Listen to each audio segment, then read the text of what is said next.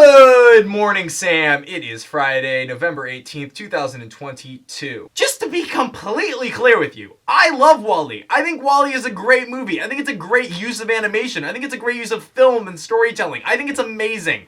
Also, I put a caveat in my video saying that I do enjoy Pixar films, so... But anyway, I know I put a provocative title and on, whatever. I was definitely just trying to self-diagnose my own neuroses, so... Sorry if that made it seem like I was targeting anyone else, because I wasn't. Sam, I was introduced recently to the idea of the fast forward button as a thought experiment. And I've been thinking about it a lot. So the idea of the fast forward button is that if you're doing any given task, would you choose to fast forward through the task that you're doing?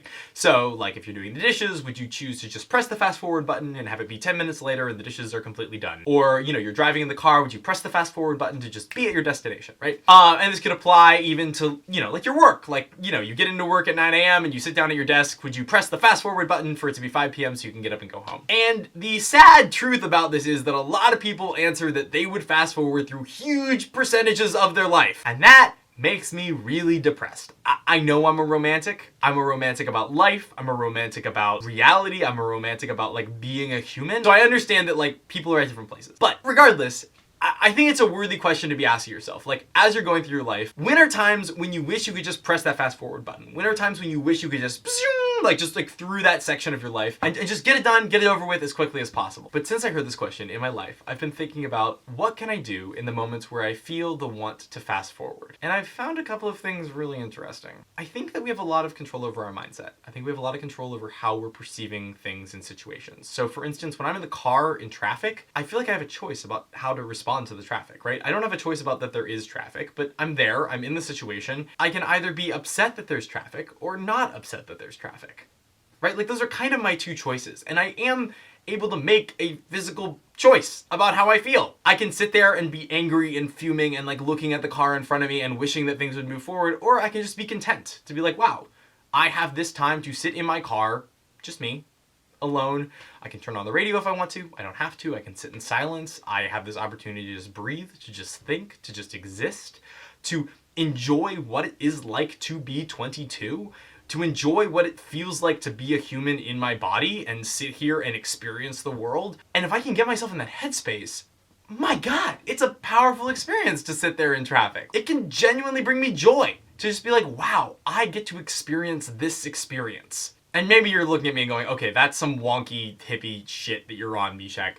Fine, whatever. But I think that we have a lot more control over these things than we believe. Like, first of all, you can just control a lot of external factors, right? For instance, with doing chores around the house, right? You can control how hydrated you are before you do those chores. You could make a cup of tea or a cup of coffee. You can put on some music, right? So you can kind of, in some ways you can shape the environment, but you also can just shape yourself. Instead of saying I have to do something, but I get to do something, you can change the framework around what it is that you're doing. A lot of my frustration, I think, comes from situations where I feel like I'm lacking control. So like, hey, you need to do this thing. You need to take care of this problem. You need to solve this issue. And here's the time frame that you have to do it, and maybe it's now. And that's frustrating, and that's annoying because I feel like suddenly the control that I have over my own life is being relinquished, and then it's like, there's this like tension and confusion and upsetness that I feel in those situations. But if I can change the narrative in my own head, instead of I have to do this thing, I get to do this thing. Like, I get to send this email, or I get to work on this project, or I get to have this meeting, or I get to solve this problem. Suddenly then you're putting your own agency in the thing. Does that make any sense? Maybe I'm just rambling, but I feel like there is a certain amount of control we have over our lives and how we feel about certain things. There's a great book called Feeling Good, which talks about that you're responsible for your own emotions.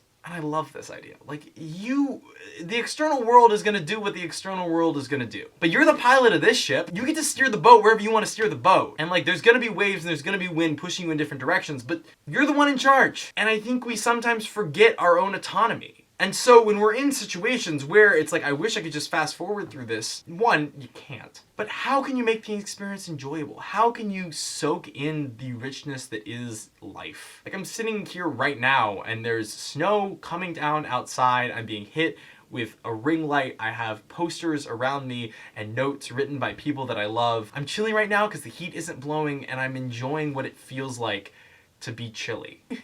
And who knows, maybe this is just my own kind of like hippie angle on life, but it makes me really happy all the time. So if you're not, I recommend giving it a shot. Anyway, Sam, That concludes our first week of our charity event. We will be back next week every single weekday with more episodes of Sam and Meshach. Please donate to the link down in the description below for the Conservation Fund. It's a great cause. I'll link to my video if you don't know what the Conservation Fund is. It's stellar. They do amazing, amazing work. So Schmackers, don't forget to like, comment, and subscribe if you're new here. And Sam, I'll see you on Monday.